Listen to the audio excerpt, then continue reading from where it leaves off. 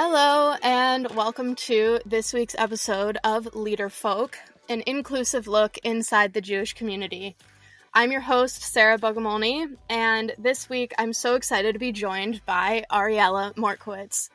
Ariele is the founding director of Svivah, which is a women-designed, women-run, women-centered community dedicated to exploring, designing, and discovering a more nourishing, inspiring, and connected communal experience for women.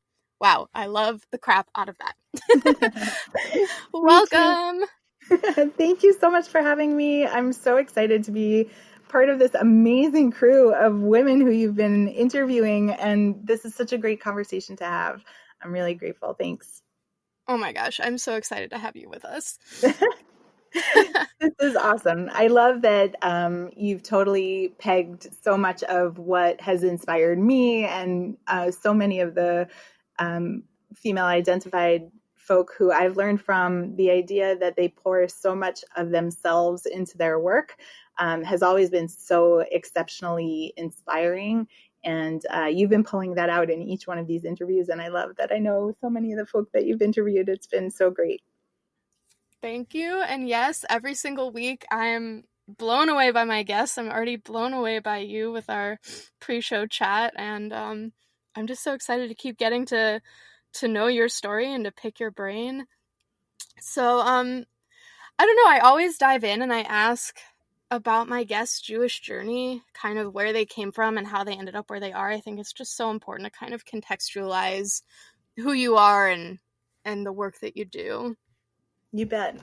So I have a pretty traditional Jewish story and upbringing. I grew up in New Jersey, a modern Orthodox community, actually. But my biggest communal influences were probably my parents and the clergy, the leadership of the synagogue community that I grew up in. They really shaped my conception of community and kehillah, which was very important because I grew up in a bubble, essentially, going to day school. So community was everything. You talk about Jewish community incessantly. That was where you belonged. And it was almost like that unseen borderline that you didn't cross over as a kid. At least that was my perception of it. My father came to his concept and relationship to community as a child of Holocaust survivors, where community was everything. It was literally survival. But he also, the way he showed up in community was as, the Wall Street guy that he was. So his communal involvement was always focused on productivity, contributing as a lay leader, adding his business expertise, always focusing on the ROI and making sure that community was functioning as it should and giving the most back and serving its intended purpose. My mom is amazing and this total walking empath, and she is a social worker, and she really highlighted for me always the purpose of community rather than the functionality of it. But the idea that community fills this human need that really is a basic human need, that need for belonging, that need for connection, that need to understand that you have a place where you land, the idea that community helps you do what you can't do by yourself, and to feel like you contribute and that you have value to something greater than yourself. She always was that person. Like, I remember as a kid dressing up in our Purim costumes and her dragging us to the local hospital to run up and down the halls and entertain whoever would pay attention to us and whatever crazy themes she came up with that year, and just getting these wackadoo looks like, guys, it's not October. Why are you here in costume in March? But always the idea of like sharing joy and doing what you can to make someone else's day a little bit better if you have the opportunity and bandwidth to do so. And I think for me, growing up in the synagogue community that I did in Fair Lawn, New Jersey, my clergy, their family was this exceptional, like I realized that they're actually the exception to every rule. They didn't have a lock on their door. Anybody was welcome at any given point in time. There were times in their lives where they kicked their own children out of their rooms if someone needed a place to sleep. And for me, they really set the tone of community's purpose being making sure, like the responsibility of community was to make sure that no one fell, that everyone was helped to back up, and that if you were on the upswing, it was your responsibility to turn around and help someone else up the hill, because at some point you would need someone else to do the same for you. I think there was one time actually, I don't know how young I was, maybe third grade, I don't know. But a friend of mine, it was a terrible story, but obviously formative because I'm like watching it, the real play in my head right now. A friend of mine, they were having construction done on their house, and in the middle of the night, something went wrong. I don't even remember the details, but there was a fire that literally took the whole thing down because it was still under construction, and it was awful. And I remember driving by, they had a family of 4 girls. I have 3 sisters. So like we drove by and saw this house on fire. And I just like remember the parents sitting on the curb and crying. And like, as a kid, it's always very impressionable to watch adults not have it together. And I just watched slowly, like so many people in my community just gather and try to make sense of this big tragedy and big moment of crisis. We scooped up these girls, brought them to our house. Like there was probably ice cream involved. Everybody got into bed. We lent them our pajamas kind of thing. And I think I really, what I remember most about that night was that our doorbell didn't stop ringing all night long. And every couple of minutes, there was another package dropped off. And like when we came downstairs in the morning, our whole porch had been filled with like 100 bazillion different packages, or I guess it felt like that. Like one person left a bag of old shoes that they had collected from their own kids. Somebody else dropped off, had run to like the local supermarket or whatever and gotten new notebooks and backpacks for the girls. And somebody else dropped off teddy bears, and someone dropped off a package of food, and someone else dropped off like new clothes. They had run to Walmart or something and gotten things, and someone else brought leftover clothes that they had. And then there were 4 sets of new pajamas and all kinds of things, and a toy and a snacks and candy, all these different packages.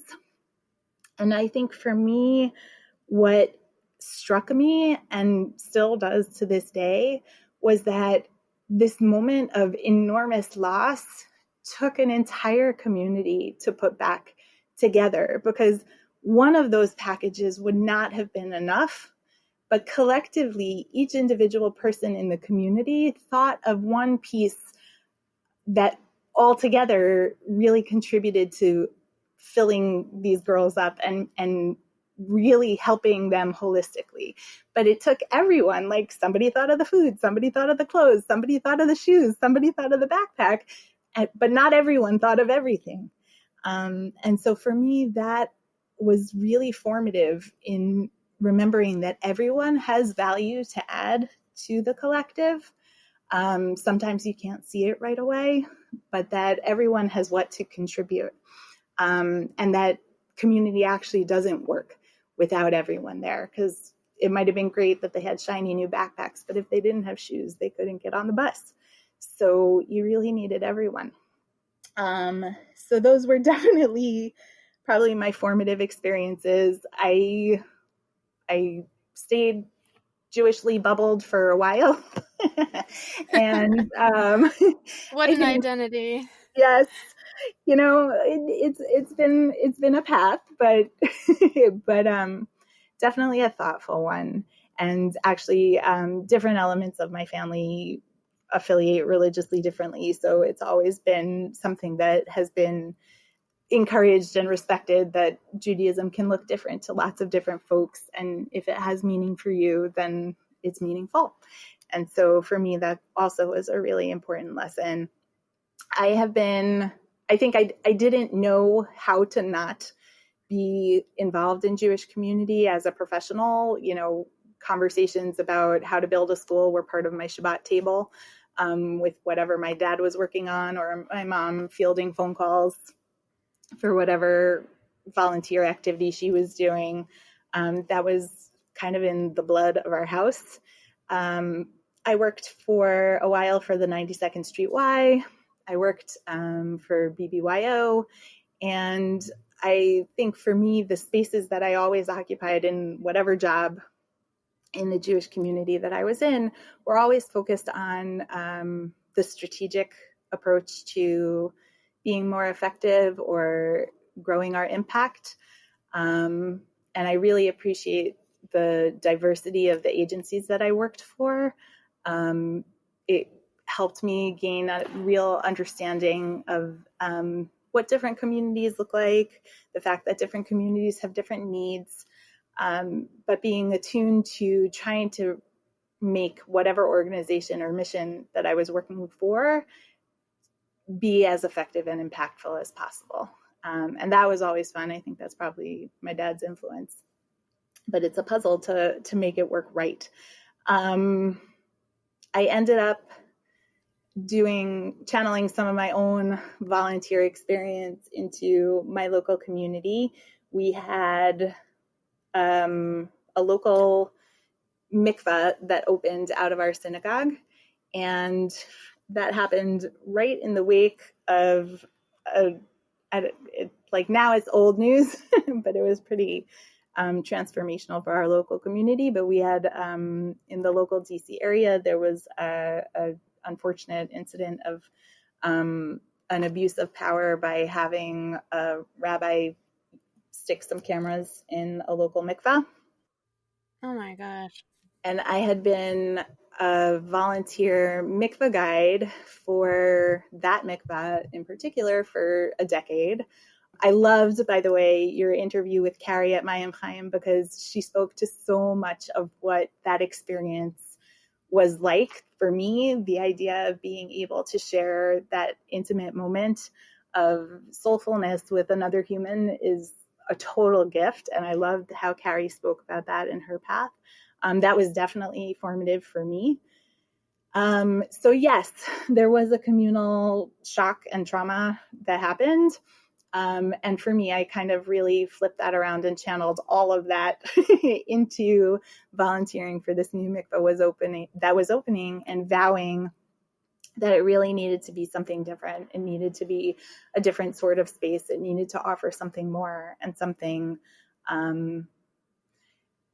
more valuable to the folks who are coming to use it, because so many women had shared how fraught the experience of mikveh and the practice was for them, with this overlay of feeling very much abused, that for me, taking this opportunity to really listen and focus on what women were needing from that practice and from the ritual and what they were looking for from the space, it really was a wonderful exercise in letting women design what they wanted.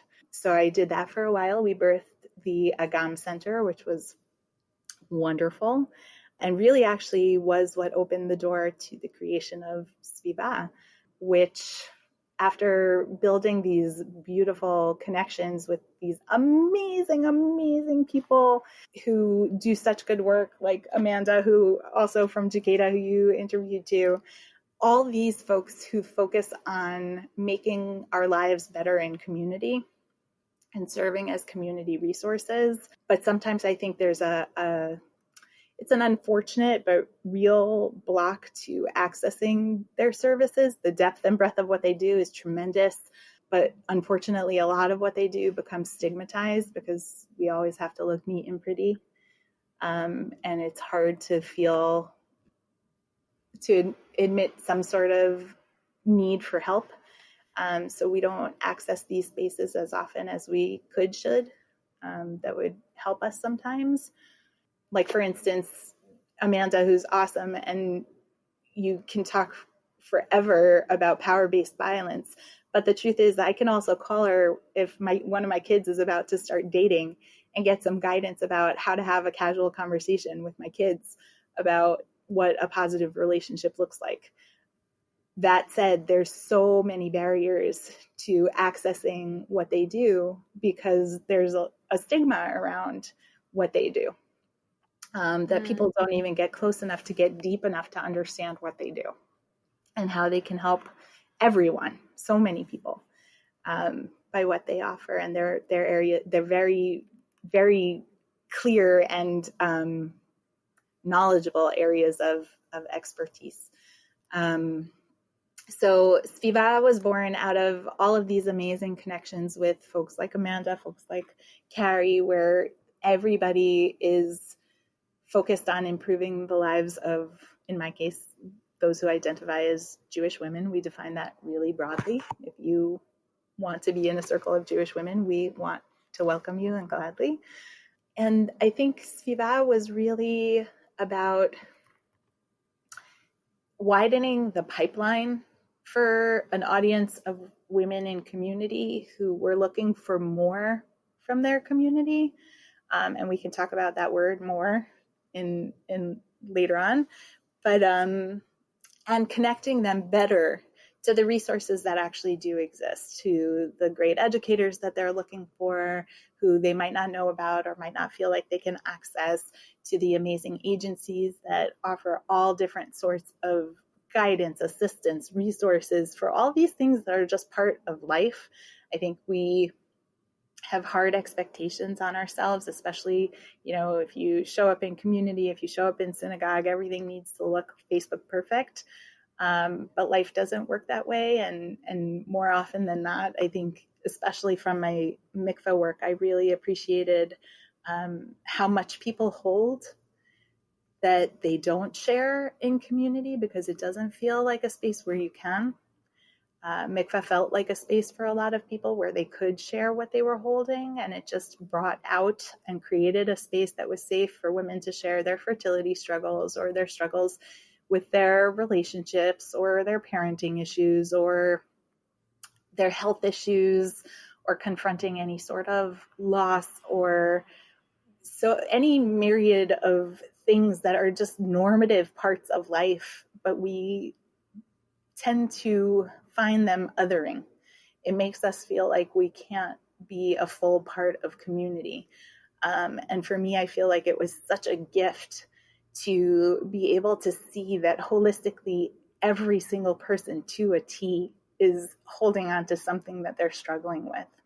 And it makes it so much easier to enter into a communal space, knowing that whatever, baggage is on your shoulders is for sure matched by at least one person in the room, or, someone else is holding something heavy too.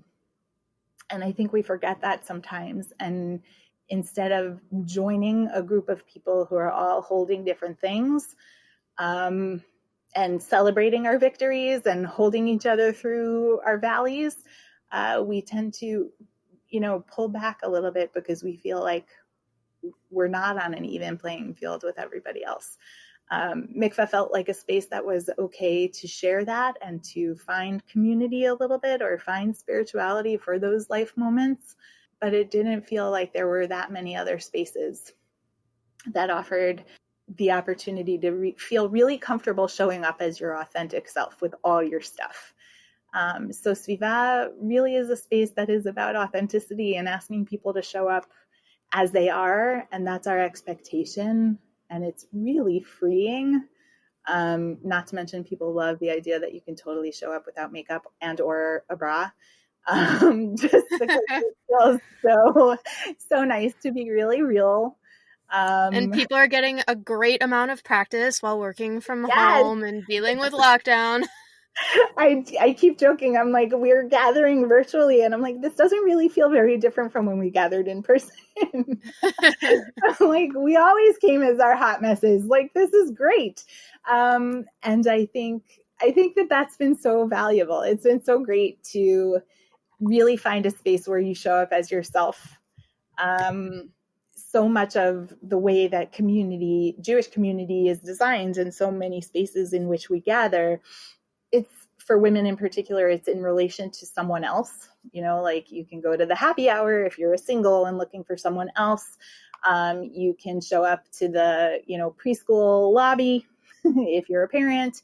You go to the, young couples something, or you show up as a volunteer, or you show up as an empty nester, or you show up as a philanthropy person. Like there's so many pieces of how we gather are about us in relation to someone else or some other prescriptive piece of our identity.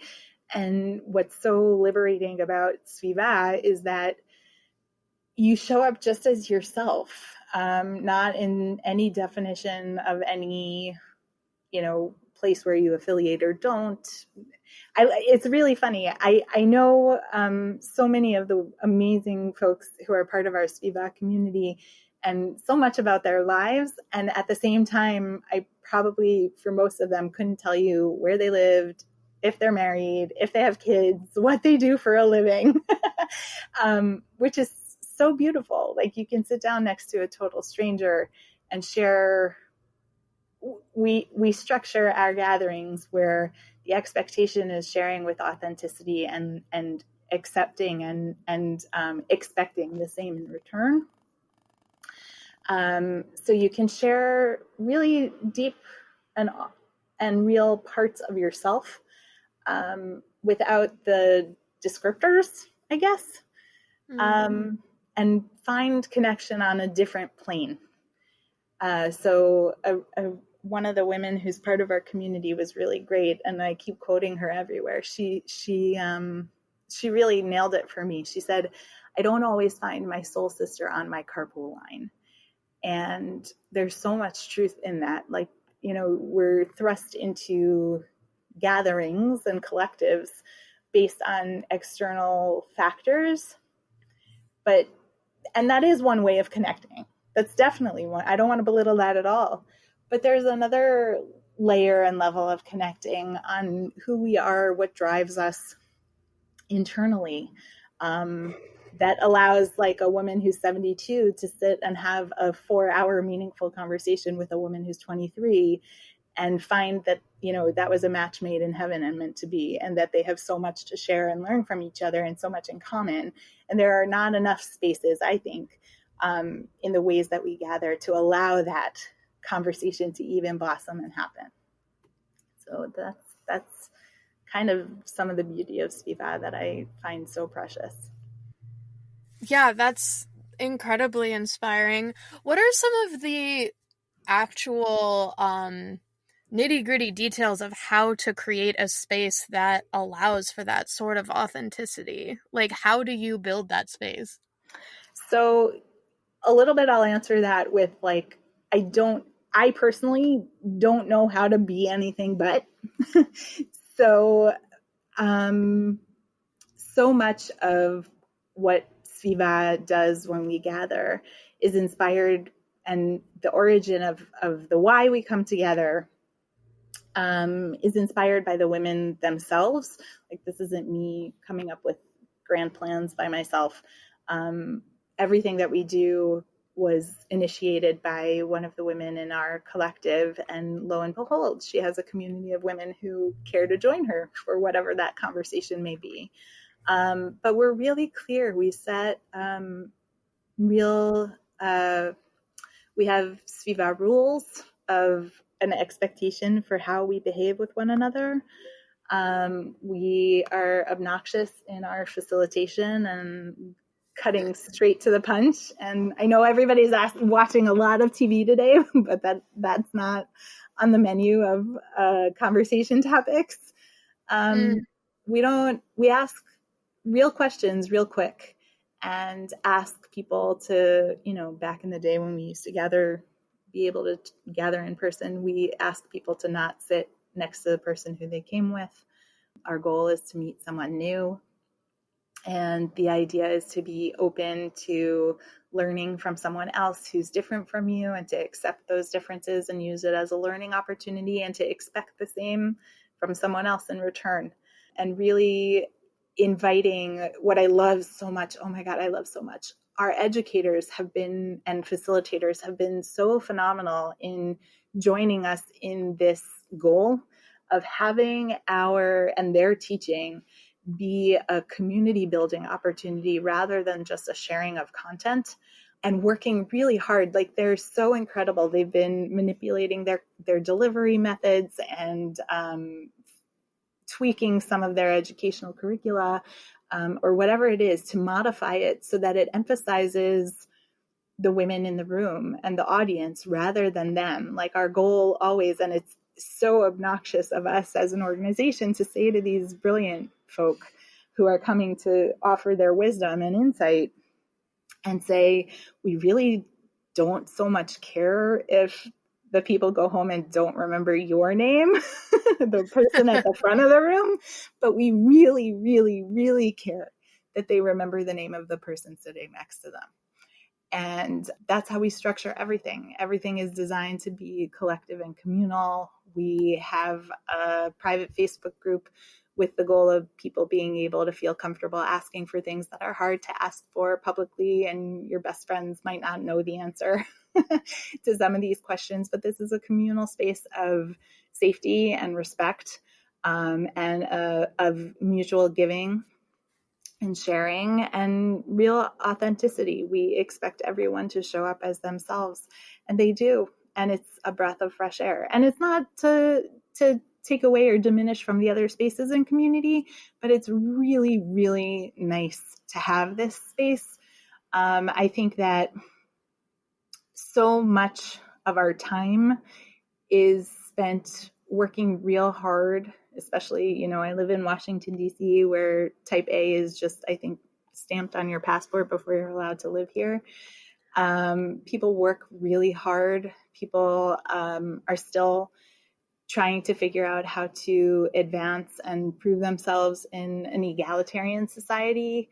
We're still navigating that in terms of how we play in the egalitarian sphere of the world as we continue to fight for all of those pieces. But at the same time, there's really a need for a dugout where you can just let your hair down for a minute, turn to your peers and say, how do I navigate this? How do I work on this? What do I need? What skills do I need to go back out on that playing field to do my best?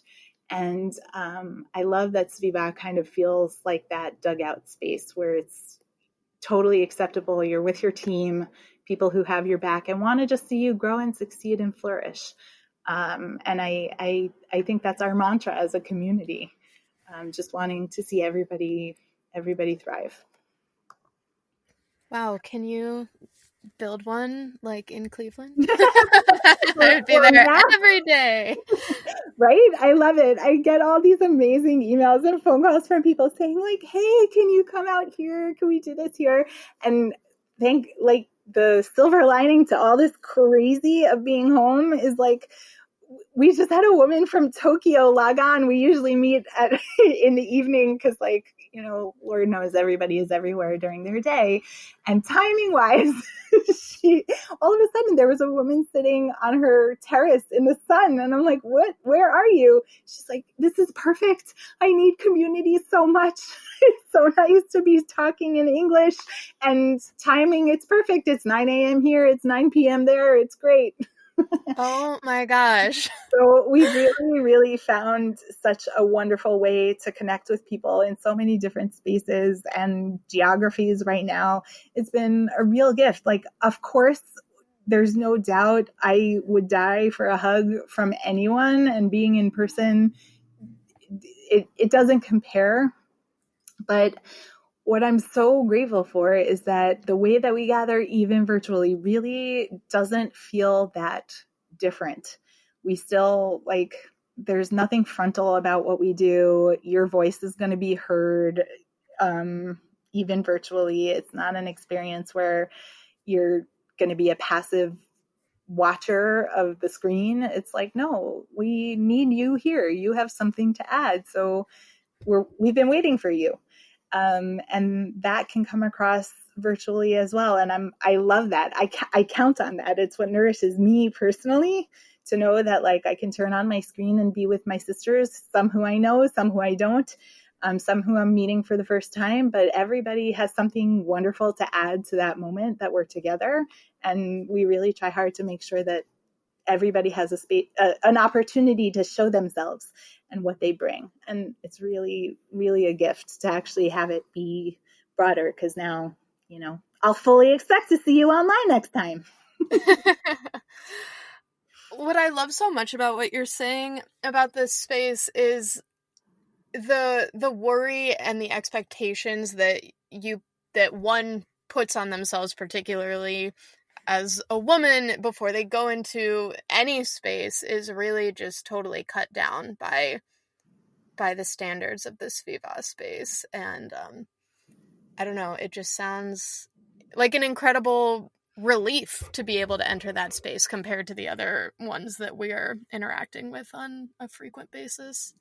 You're totally hitting the nail on the head. I think again, I don't personally know how to be any different. Those social spaces where we gather, for me, are anxiety producing personally. Am I a good enough mom? Do I have the right outfit on? All the kinds. Am I, bowing at the right time? Who did I offend? All of these things, being a socially awkward person, I guess, helps me be more sensitive to what gatherings are like. And I think for me, this is the piece that my mom inadvertently ingrained. Like, community is supposed to serve a purpose, and it's supposed to answer a human need. And I think if gathering as a community, or whatever we call community, is hard, or adding anxiety or stressful, or makes you feel like an outsider when you gather in those spaces, for me, that is antithetical to what Kehillah, what community, is supposed to be doing. And I so find community to be such a blessing and such a gift, that we have this ability to tap into something that's so rich, where we have shared values, and we have values that are different that we can learn from each other. But in the end of the day, it's really supposed to serve a purpose for us. And just like, I don't want to generalize about women, but I'll make some statements that we can just throw out there. Neurologically, women are wired to gather. Just safety-wise, it was safer for us to be together in a group. And we connect with one another in that way. There are just hormones that are released when we come together that help us manage our stress differently. It's good to be together, but it's also really important to be together in the right way, in the effective way.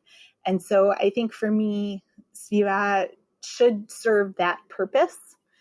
Of just giving us a space. Like, women are so busy so many times that the idea of gathering is just another thing sometimes to do.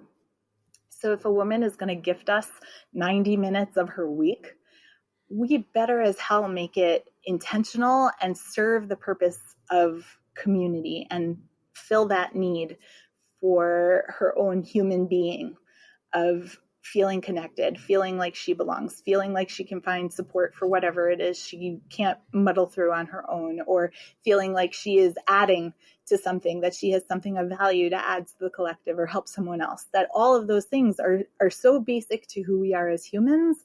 And if we can figure out how to encapsulate that in a communal faith experience, for me, that's exactly what community is supposed to be about. Strategically, like, that is how I think about why do we gather? Why do I take my time to come together into community? I want to make sure that it's scratching that itch and checking that box. For me personally, I've always been fascinated. I've had a lot of amazing theological conversations with different folk, because I come from a modern Orthodox background where gender is definitely an issue. I think that for me, I grew up in an environment where gender segregation was normative, but I live a life that is much more egalitarian now. I think I can appreciate the experience of gender segregation in a faith community and what that allowed and what that created and what flourished there. And this is a little bit controversial, and I've had some great conversations. I think because I felt like I was I was involved with a system that didn't totally recognize me, a religious structure that didn't recognize me. I don't feel as tethered to it. It wasn't mine, right? Like women have a different purpose, status, whatever. We don't have to go there in Orthodox Judaism, in Orthodox practice. And so I think I don't feel the same connection to that system. And I've had many awesome folk look at me and say, well, duh, you never had to read from the Torah or, feel that same responsibility to a minyan or something like that. So of course it's not meaningful to you. And I'm like, sure, there's truth in that, but I'm going to push a little bit and say, like, is that, opening the ark, really fulfilling your communal spiritual need all the time? And I kind of am curious, and I think this is where my irreverence for the system shows. I'm really curious if we, were to wipe everything out for a second and return to an Amazonia of sorts, what would women design for a communal faith experience? What would we build for ourselves? What would that look like? What spaces would we occupy fully and invest in more? What rituals would we create? What would we disband? What are the pieces of, when you say each of those words, community, spirituality, what would we design? And so for me, Svivah is a little bit of an exercise in that, because we intentionally don't meet in any Jewishly affiliated spaces. We want to just give everyone an equal footing and let women say, this is what I need from my faith community right now. And lo and behold, one woman will say that and she'll have a room full of 50 people around her because she's not alone in that. And it's amazing. It's really a gift to be able to have the freedom to do that. And just be this alternative space that really puts community on the forefront and our individuality as women as the backbone of everything that we do. You're like a fount of inspiration. I got a lot of work to do.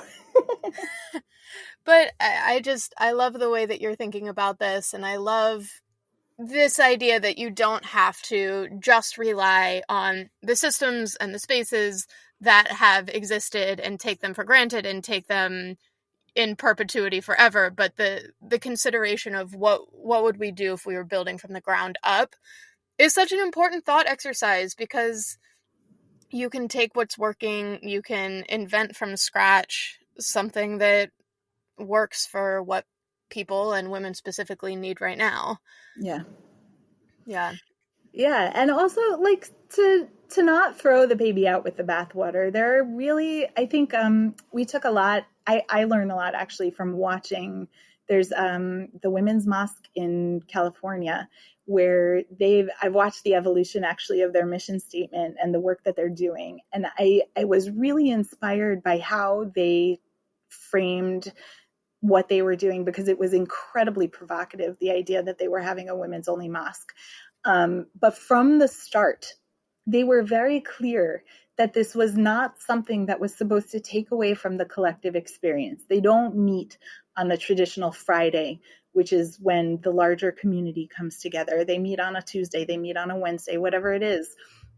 But that is with such intentionality, so that women can have an opportunity to come together as women with other women, to explore their faith, to explore and own and have more leadership opportunities and have more comfort. Safety is the wrong word, but like there's less pressure in a room full of women to read aloud, give a speech, whatever it is. It just feels safer. And so there's more ownership of their faith, their communal faith experience in that women only space. And what I love so much in their mission is that it's explicitly stated that what we do here on Tuesday is intended to uplift and contribute to when we all come together on Friday, so that there's something of value to, again, going into that dugout, that something special happens there, something unique, something different happens in that space. And it only further enhances what happens when we all come together. And, you know, it goes really beautifully. One of our amazing gifted speakers, Sharon Freundel, she's an educator, not just a teacher, but like a professional educator with many years of knowledge and experience in the field. And I asked her, I said, like, tell me the truth. You've taught in so many different classrooms, so many different environments. Is there real value to gender segregation in some learning capacities? And she was really thoughtful about it and came back to me with, in every, like, she'll prepare a curriculum and she'll prepare a lesson and she'll teach it in a co-ed space. She'll teach it in a men's space. She'll teach it in a women's only space. And without fail, the outcome for the exact same lesson plan is totally different in each one of those rooms. And so for her, it was really beautiful the way she brought it out. It goes really well to this concept that many of us hold dear, this Shivim Panim La Torah, that there are 70 facets to the Torah, that there are 70 different interpretations to any different way you want to look at a piece of our heritage. And that this women's space is one of them. And an understanding of our heritage, an understanding of our Torah is incomplete without it. That of course it has value and that we should invest in it and just build a space for it, because it will be different and it should be different. But at the same time, it's one of the very critical and important pieces to the whole. And I love that. And for me, that informs so much and validates so much of what we're doing. When people ask, like, the biggest compliment is when I have men come up to me and say, well, why can't I come to this? It sounds great. And like, that's an amazing compliment. And I also say, like, I love you and I get it totally, but there's something different that happens in the room just by virtue of your absence.